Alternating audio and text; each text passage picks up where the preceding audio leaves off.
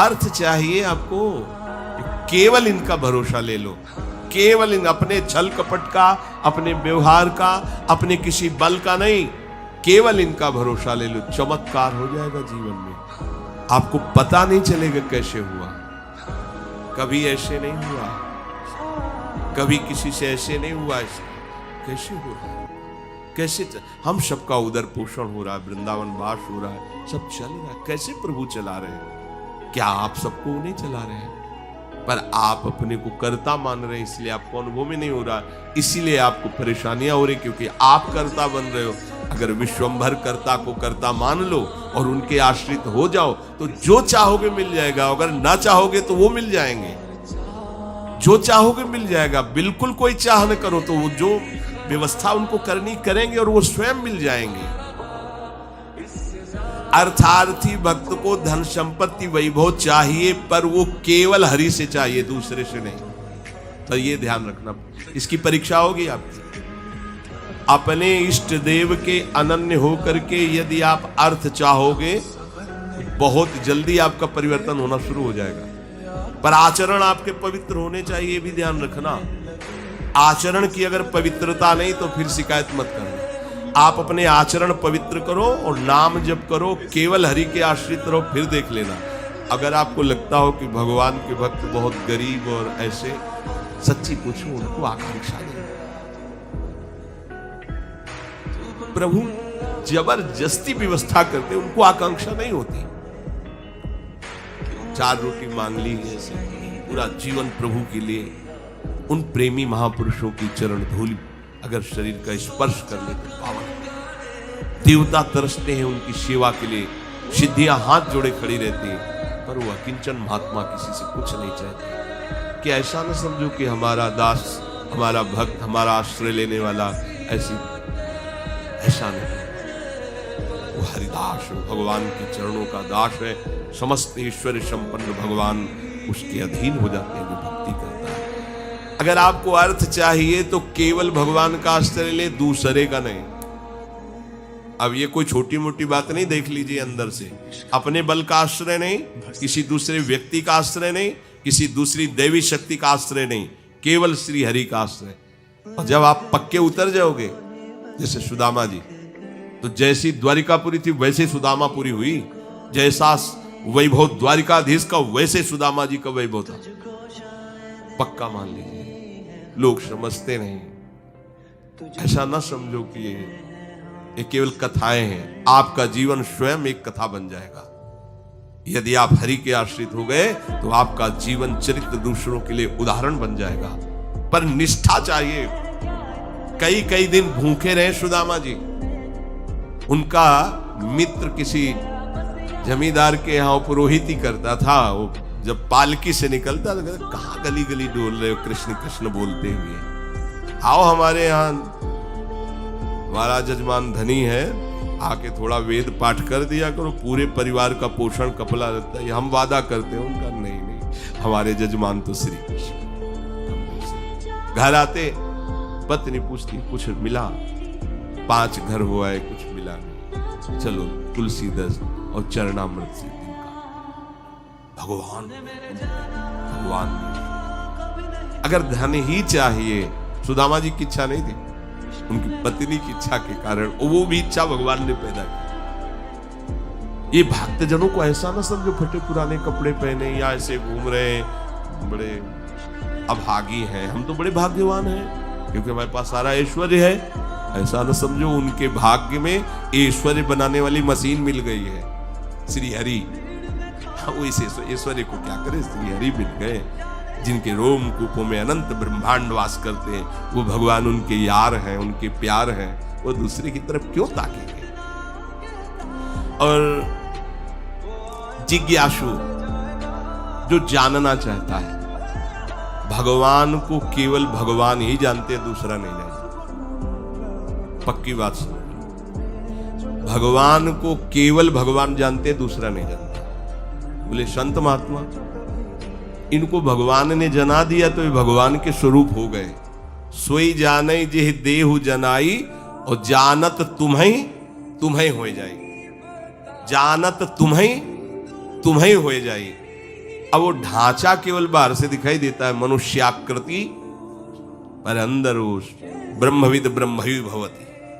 भगवान को जान करके वो भगवत स्वरूप हो जाते हैं। जानत तुम्हें हो जाई। जानने के लिए एकमात्र भगवान का आश्रय लो। अगर तुम्हें जानना है संसार क्या है, भगवान क्या है, मेरा स्वरूप क्या है, तो एकमात्र अंदर से श्री हरि का आश्रय लो, वो तुम्हें गुरु रूप से मिल जाएंगे। बस उनकी आज्ञा का पालन करो, तो जो गुरु है वही शिष्य हो जाता है। शिष्य की पूर्णता गुरु स्वरूप में स्थित हो जाना, भेद खत्म हो जाना, अभेद हो जाना। जो गुरु है वही शिष्य का हृदय हो जाता है। ढांचा दो दिखाई देंगे, अब गुरु शिष्य में किंचन मात्र भेद नहीं रहा, अभेद स्थिति को प्राप्त हो गया। यही गुरु के वचन पालन करने का फल है। जानत तुम्हें हो जाई, वो इष्ट स्वरूप हो जाता है, वो गुरु स्वरूप हो जाता है। ज्ञानी जब भगवत स्वरूप का साक्षात्कार हो जाता है, तो जिसके अंदर अभेद भावना होती है वो मोक्ष को प्राप्त हो जाता है, और जिसके अंदर प्रियता होती, थोड़ा हृदय द्रवित होता है, वो आगे बढ़ जाता है। उसके अंदर फिर दास्य, शक्य, वात्सल्य आदि भावों का प्रेम जागृत होता है। ये मोक्ष से भी स्वादिष्ट है। जो मोक्ष सुखानुभव करने वाले बड़े बड़े महापुरुष हुए, उनके अनुभव निकले जब इस प्रेम का रसास्वादन किया। जैसे भगवान के ही स्वरूप से सुखदेव जी, जब लालजू की रूप माधुरी श्रवणेन्द्री से गई, और वो तो सिद्ध महापुरुष है, जैसा शब्द सुन रहे वैसे ही भाव में रूप जागृत हो रहा है। उनको कोई ध्यान थोड़ी लगाना है। पर हा पीडम नटवर बपू, तो वैसे ही सामने नटवर बपू बिक गए एकदम उस रूप को सुन। इतना सुंदर श्याम, इतना सलोना श्याम, ये तो ब्रह्मानंद को भी फीका कर देने वाला रूप है। उठ खड़े हुए, 18,000 श्लोक कंठस्थ के, श्रीमद् भागवत के 18,000 श्लोक कंठस्थ। और ये ऐसे महापुरुष हैं जो जन्म सिद्ध हैं। अपने पिता व्यास जी को स्वयं उत्तर नहीं दे रहे, वृक्ष उत्तर दे रहे हैं। सुकोहम वृक्षों से निकल रहा है। ऐसे तदात्म भाव को प्राप्त महापुरुष, अर्थात ब्रह्मानंद से भी श्रेष्ठ श्री कृष्ण का रूप रसास्वादन। मधुसूदन सरस्वती जी बंशी विभूषित करा नवनी हृदाभात, उसमें कह रहे हैं कृष्णात् परम किमपि तत्व हम, कृष्ण से कोई बड़ा तत्व है मैं नहीं। तो जो भगवान कह रहे हैं कि ज्ञानी जो भक्त है, यहां दो भाव ज्ञानी की, जिन्होंने सत्य को जान करके भगवत स्वरूप में लीन हो गए, या जो सत्य स्वरूप भगवत स्वरूप को जानकर प्रेम में लीन हो गए। प्रेम में लीन होना, अभेद होते हुए भी भेद भाव को स्वीकार करना। ये भेद मायाकृत नहीं है, ये चिदानंद भाव भेद है, भाव भेद। ये जो ज्ञान में लीन हो चुके हैं उसके आगे की बात है। इसीलिए इस भेद को वो ना जानने के कारण कहते कुछ न कुछ अविद्या बचती है, तभी भेद दिखाई देता है। ऐसा नहीं है।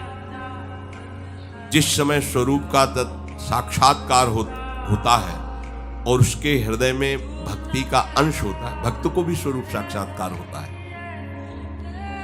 मम दर्शन फल परम अनुपा, जीव पाओ निज सहज स्वरूपा। जो ब्रह्म साक्षात्कार में स्वरूपानुभूति होती है वही भक्त को भी होती है।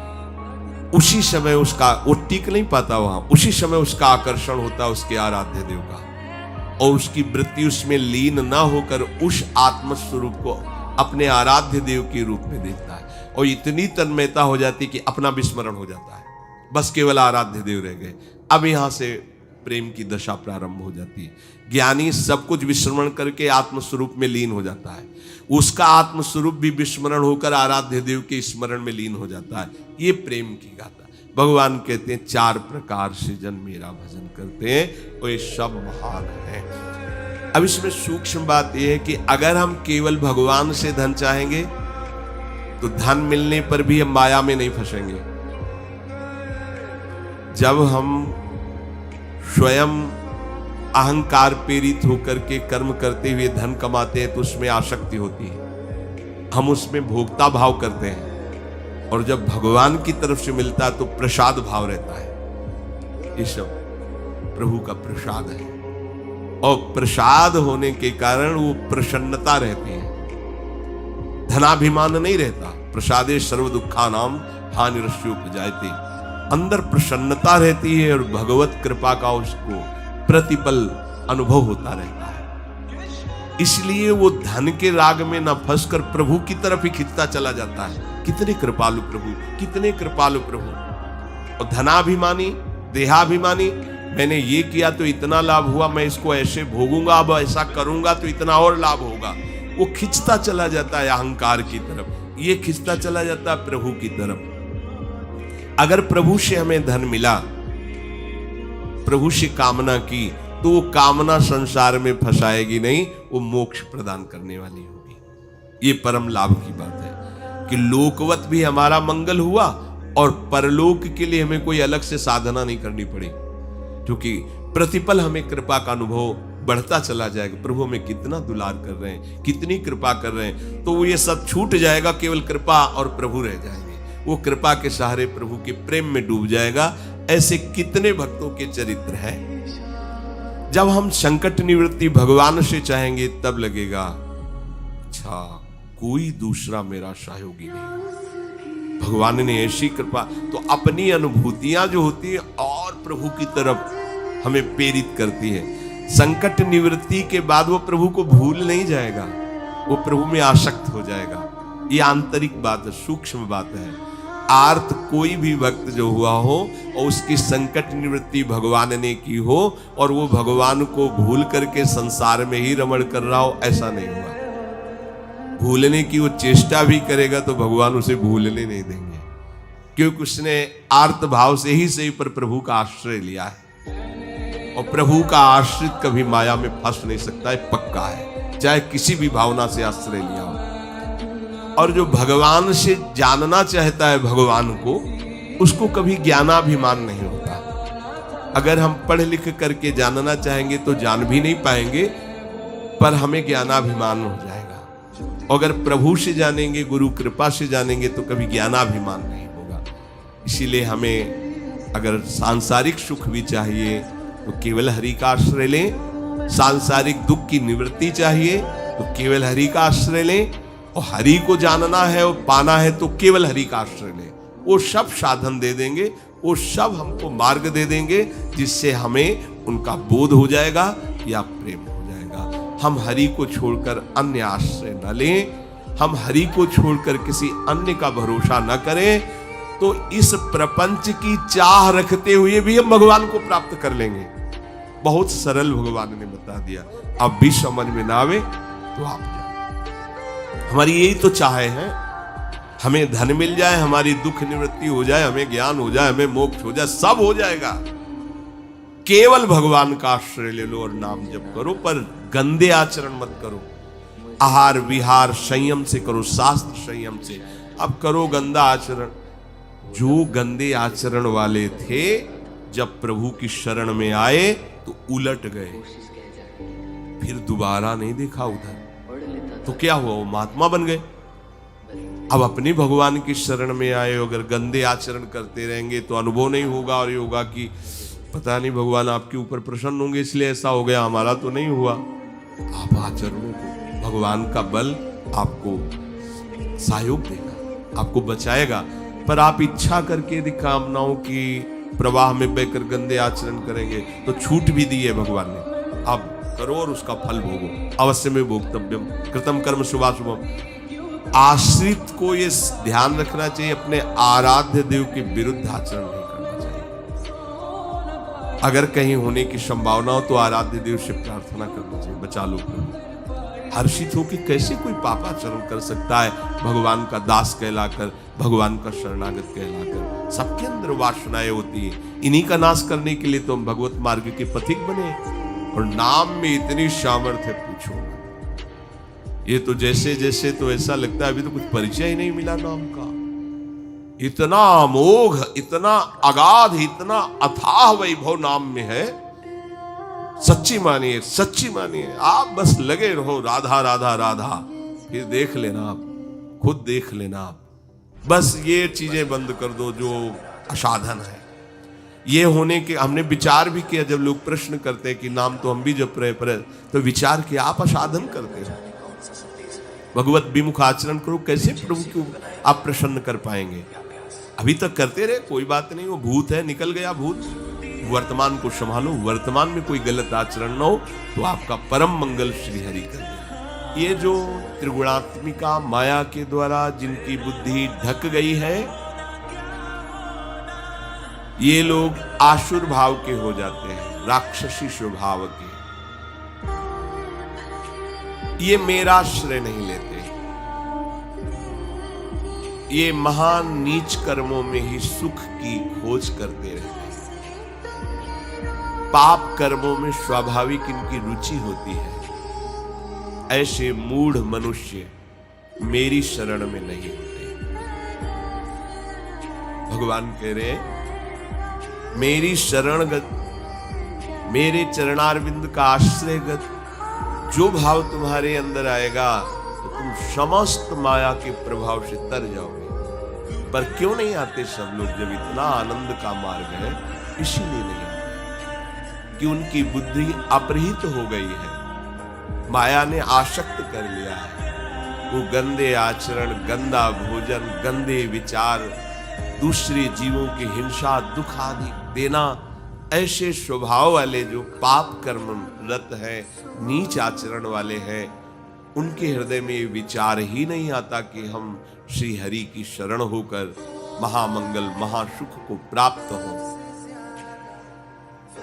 उनको ये सार असार का ज्ञान नहीं होता, नित्य अनित्य का ज्ञान नहीं होता। क्या ग्राह्य है, क्या त्याज्य है, क्या विधि है, क्या निषेध है, क्या करना चाहिए, क्या नहीं करना चाहिए, बिल्कुल ज्ञान नहीं है। वो अपहृत ज्ञान वाले हैं, उनकी बुद्धि को माया ने आसक्त कर लिया है। तो क्या इनका कभी उद्धार नहीं होगा? जो भगवान से विमुख है, पाप कर्म में रत है, क्या इनके उद्धार के लिए कोई चांस नहीं है? यहां भगवान का ये कहने का मतलब नहीं है। कहने का भाव है कि ये लोग आते ही नहीं है हमारी शरण में, हम तो इनका भी स्वागत करेंगे, क्योंकि मेरे ही तो बच्चे हैं ना, गलत मार्ग में चले गए हैं तो मेरे ना, पर ये स्वीकार कर ले कि मैं प्रभु का हूं। ये कई परिस्थितियों में कभी कभी ऐसे दुराचारी पापाचारी जनों का भगवान के चरणों में समर्पण हो जाता है। कभी ऐसी परिस्थिति आती है कि कोई उसका साथ नहीं देता, हर जगह उसको ठोकर मिलती है, हर जगह अशांति, जिसके लिए उसने जीवन समर्पित करके ऐसे पापाचरण किए, उन्हीं के द्वारा उसको दुत्कार, तिरस्कार, धोखा मिलता है।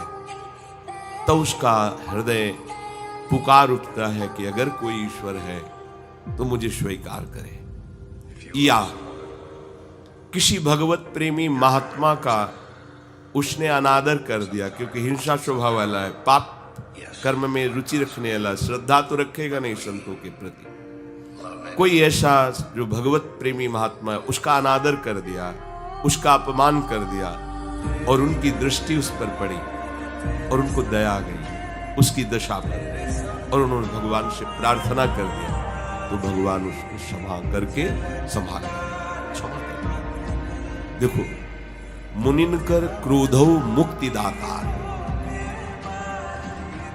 यदि किसी महात्मा का कोई दुष्ट अपमान करता है, अगर वो महात्मा प्रार्थना न करे तो भगवान उसका बहुत बुरी तरह नाश कर देते हैं। जो अपराध भक्त कर करई राम रोष पावक शोधे रहे। पर यदि कहीं उनकी उस पर दृष्टि पड़ गई, जैसे श्री भगवत स्वरूप नित्यानंद जी, जगाई मधाई को देखा कि शराब के नशे में उन्मत्त गंदे भाव से युक्त है। ठाकुर हरिदास जी से कहा कि महाप्रभु ने आदेश किया है कि नाम जगत मंगल करने वाला है, इनको नाम का उपदेश किया जाए। देख रहे हो, वैसे ही गाली बक रहे हैं, मदिरा में उन्मत्त है, इनको नाम नहीं, यही विशेष अधिकारी है, इनको तो नाम सुनाना चाहिए। समीप गए, और कृष्ण नाम की जय घोष की, वैसे ही नशे में थे वो। देखा पास में एक मिट्टी का पका हुआ घड़ा रखा था, उसी घड़े से प्रहार किया नित्यानंद महाप्रभु। ये देखो भगवान की कृपा कैसे उदय होती है। नरक में भी इनको ठौर नहीं मिलता इनके ऐसे आचरण। और ये जो अपराध बना था, अवतारी महापुरुष है, भगवान के स्वरूप है श्री नित्यानंद जी।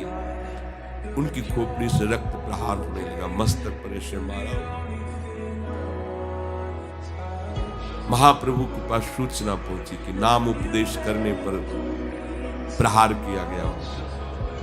महाप्रभु करुणामूर्ति प्रेमावतार श्री चैतन्य देव जी, हृदय प्रेम से डूबा, जिनका कहीं भी किंचन मात्र भी रोष आवेश नहीं, आज उनको रोष आ गया।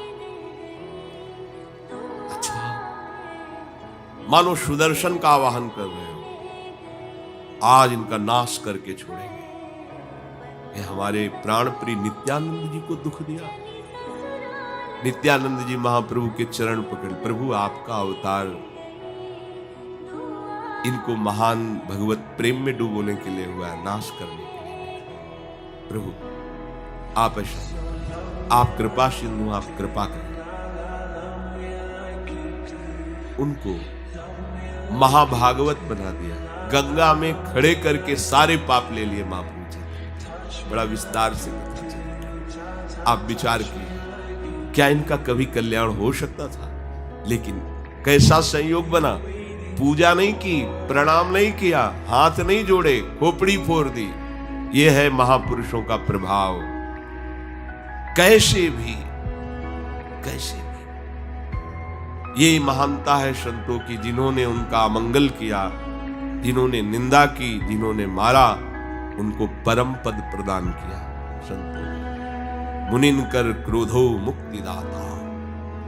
पर ऐसा नहीं करना चाहिए कि महात्मा की खोपड़ी फोड़ देंगे तो परम पद मिल ही जाएगा। ये तो नित्यानंद महाप्रभु थे। तो अगर आप ऐसा करते तो राम रोष पावक शोज रहे।